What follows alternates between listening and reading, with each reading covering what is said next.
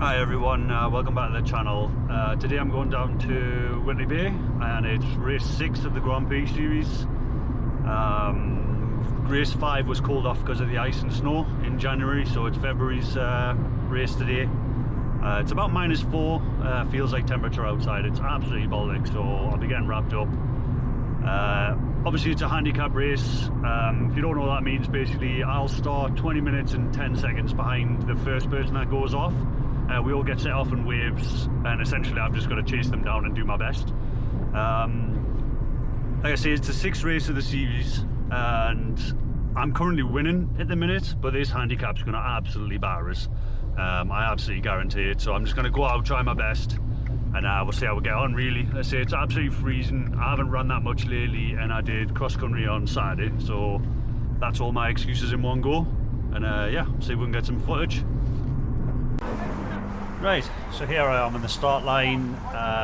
As you can see on the camera there's a bit of rain. It wasn't too bad, there was a little bit of drizzle, but the headwind was absolutely brutal. I did a little warm-up, a couple of K maybe, and I decided straight away that I was going to try and take it easy to start with because it's an out and back course.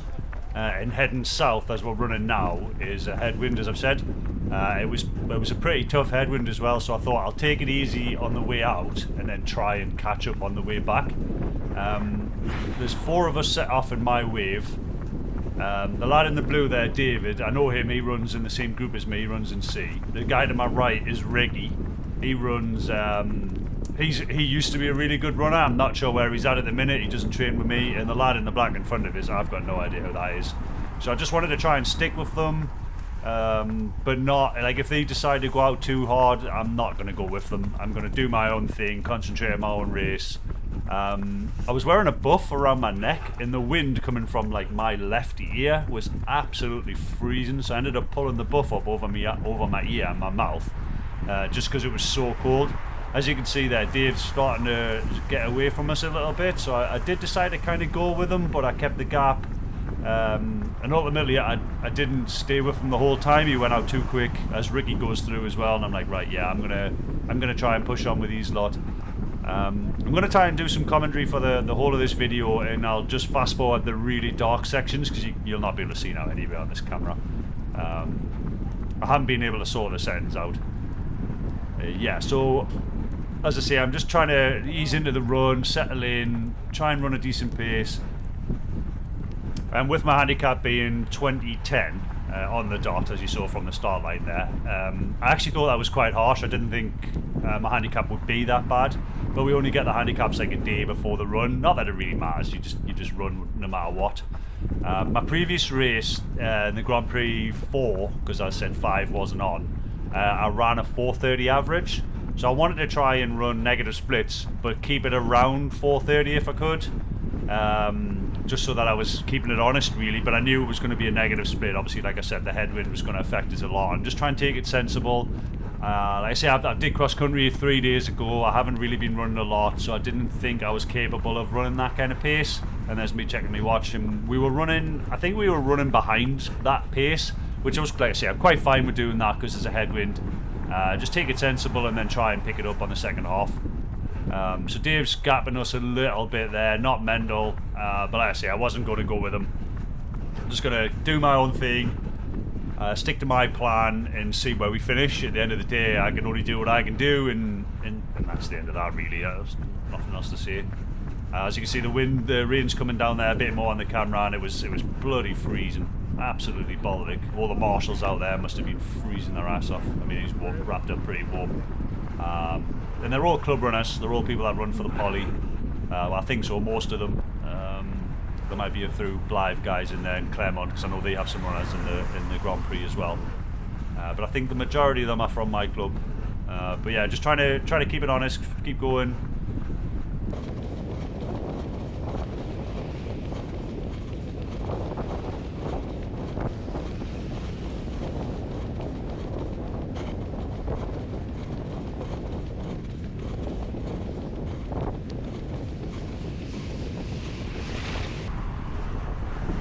And that's a kilometre in there now. As you can see, Dave's pulled out a bit more of a gap, but that's fine. Kilometre in, we did that in 4:29, so A little bit. It's pretty much on pace, but with the wind, I didn't want to run that quick. I wanted to take it a little bit more conservatively than that, so I was wary of that. And obviously, Dave's gapping is there, but I wasn't sure like if he's going out too hard, will I catch him on the second half if I try and reserve a bit of energy? And I could feel my legs were heavy off the cross country, so I wanted to try and make sure I wasn't doing too much. And we'll fast forward a little bit more as well.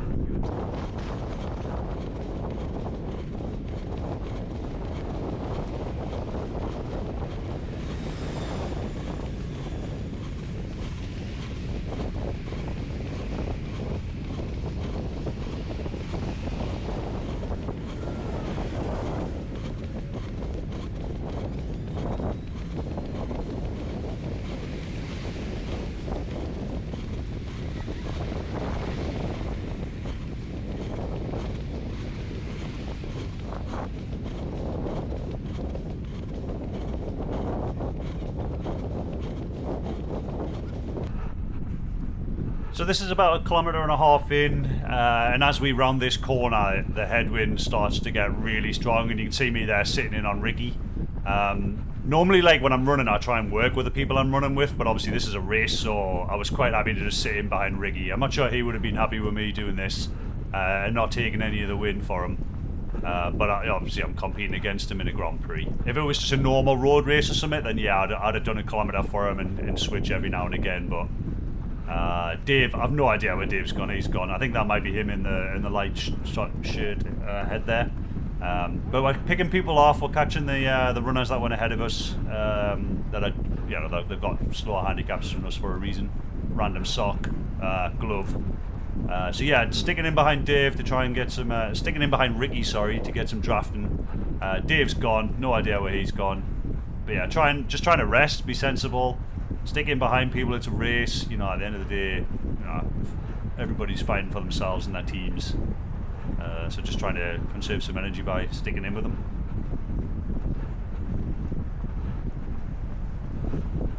And we'll fast forward, I guess, to the high point.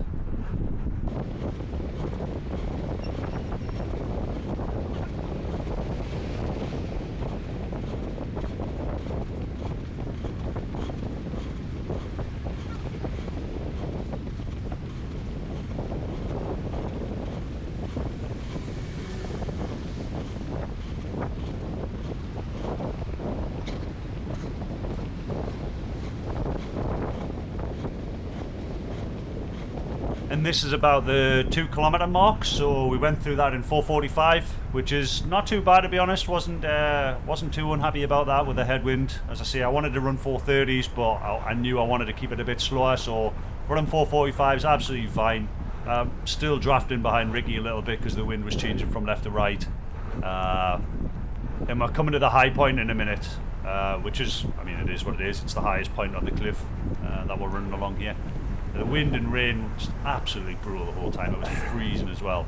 And I don't normally wear a buff, like I said. I put a buff over my face, but I don't normally wear it, so it kept going like in and out my mouth. I never ever wear a buff, first time I've ever done it. And there's one of the faster guys coming past us already. So already we've lost his place. I think that was the first guy to go past us as well. And I'm pretty sure that's Leon, not that it matters. And as you can see, people are coming past us the other way. That started earlier than us and have already been down the high point, along the bottom and up the other side.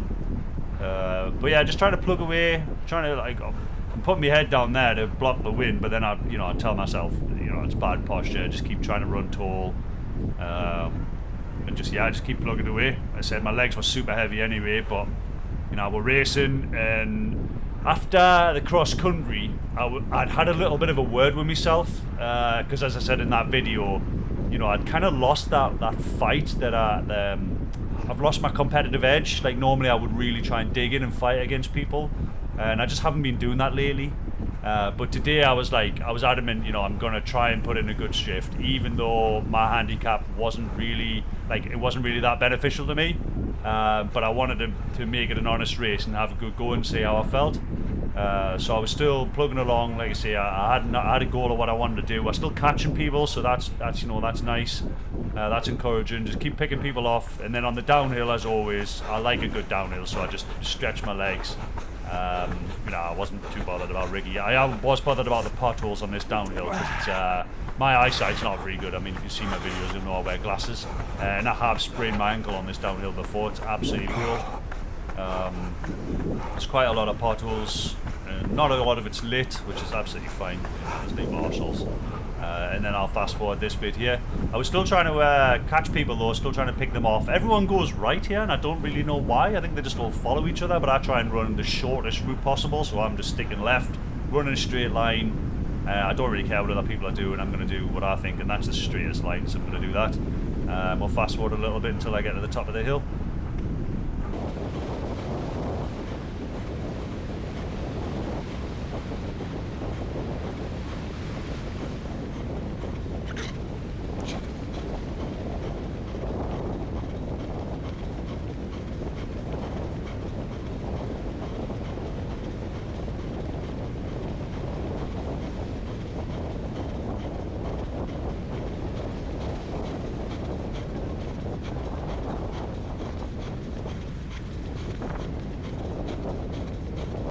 So we're just about to come to the bottom of the hill here, but I wanted to get past this runner so that I had a free run at it. I did want to take it easy though, like as always. I want to try and retain some energy, not expend too much energy on the uphill, should I say. So I'm going up it, but I'm not going full belt. I'm trying to make sure that, I mean, from here it's still another 3k-ish, 2.5k, because the race itself is 5.5k. So there's still quite a lot of run to do, and obviously I don't want to spend too much energy running up the hill when I've still got quite a lot to go. And you can see there's quite a big gap between me and the people in front actually.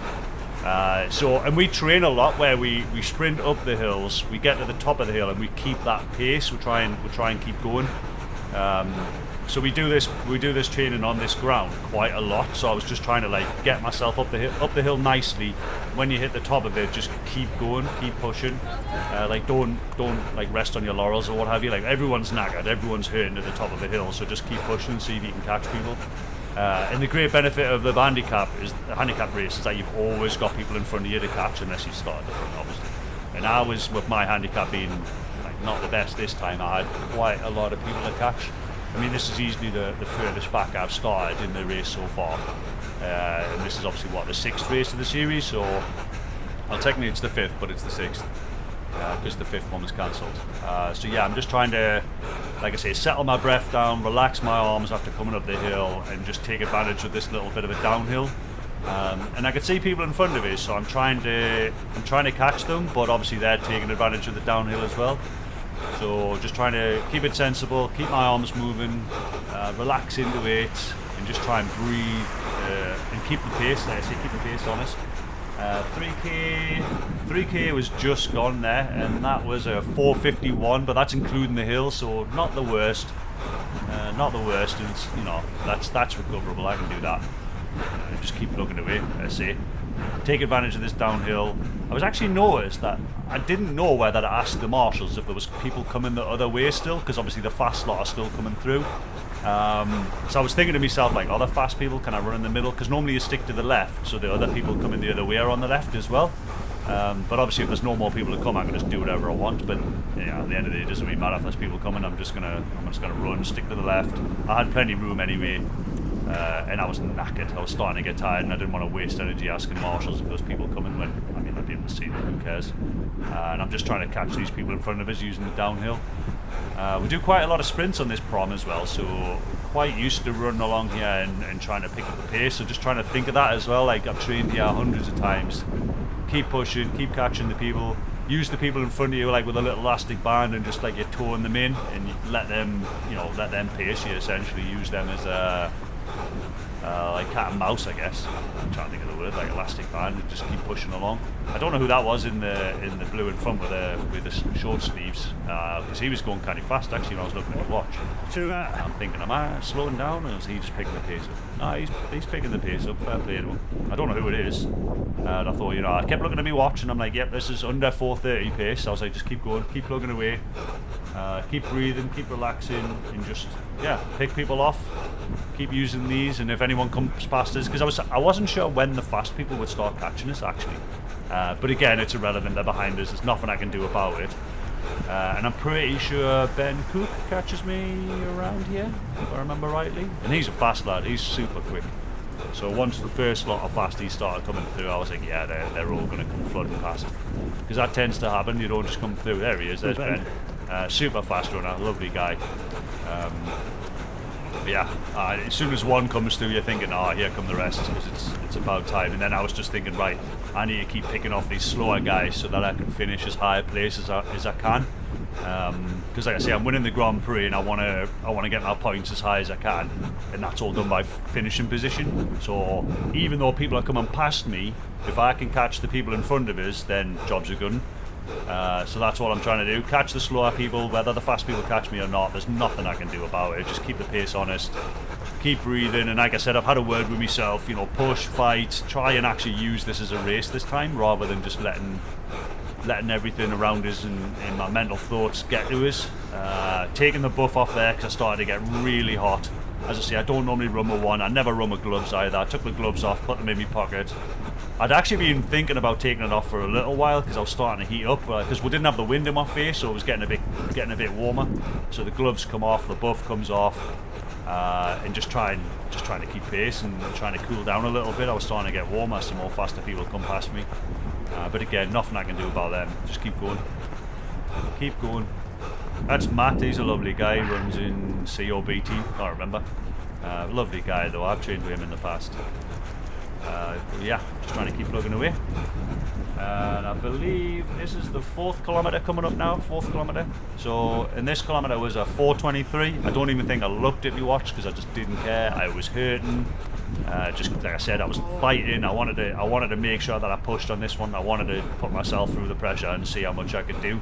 I tried to rest on the way out, and now was the time to capitalise on that wind behind us. Couldn't really feel it, not gonna lie. You can always feel a headwind when it's in your face, but I couldn't feel the tailwind. Didn't feel like I was getting any advantage from it. Again, marshals are out, absolutely lovely. Give them loads of encouragement. Try and take this corner wide so I can maintain my pace.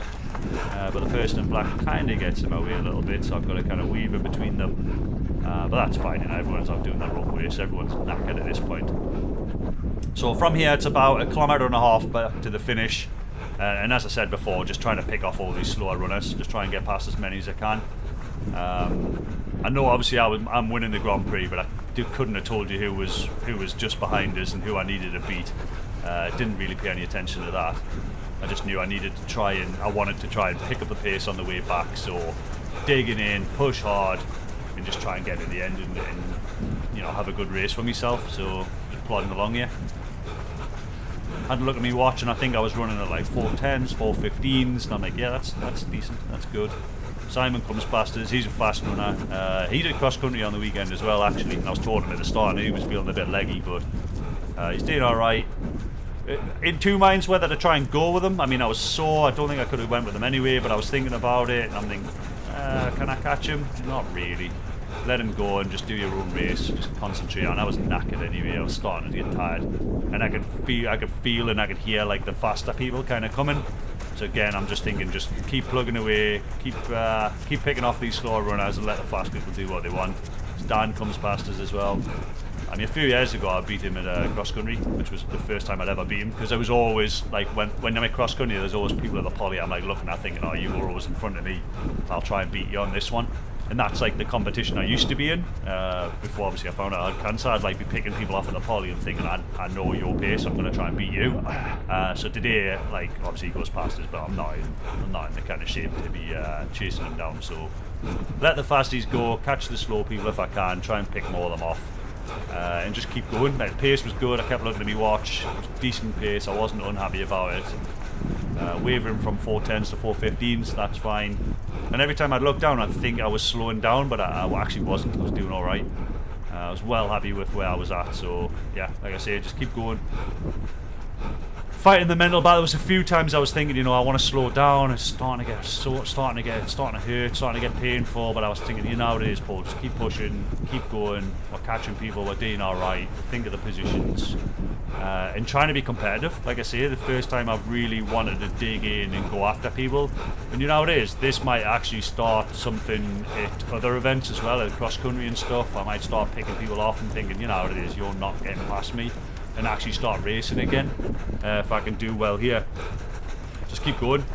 I will say now, I'm recording this the day after, and there are no results out yet, so I don't actually know where I finished. I might update the video at the end.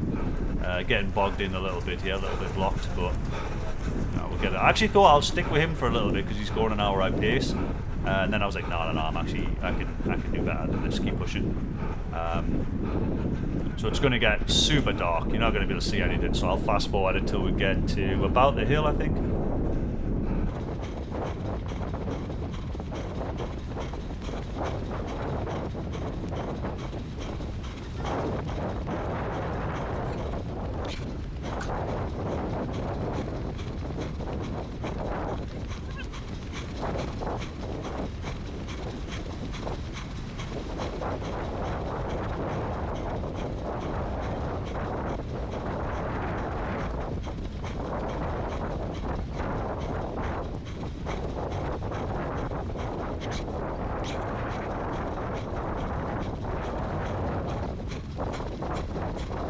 So although that was sped up, you'll have seen us overtaking quite a few people and obviously getting overtaken by quite a few people. And this is there's a little tiny riser here. I've just overtaken Paul Bain in the orange vest there.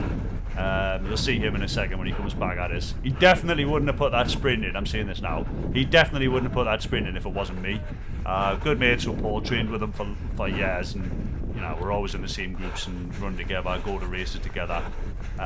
If it was anyone else, I'm pretty sure he wouldn't have bothered, but because it was me, he's like, no, I'm going to get past you. So as we're coming in here, I'm thinking, you know, sprint finish right at the end, last 500 meters. The 5th kilometer I went through in 4:15 exactly, so really, really happy with that. Tight on the corner there, and I can see these two are a bit slower than me, and I'm thinking, right, catch these two at least. Because obviously there's faster people coming through, last few spaces, try and capture them. Rob comes past, there's nothing I can do about that. And then Bain pips is now sprinting. He wouldn't have done that if it was anyone else. And then someone else, I don't know if that person got us. Either way, doesn't really matter. And that's it for Grand Prix 6. I don't know the results, I'm not sure where I finished, but I gave it absolutely everything, so thanks very much for watching. I'm really happy with that race, and see you on the next one.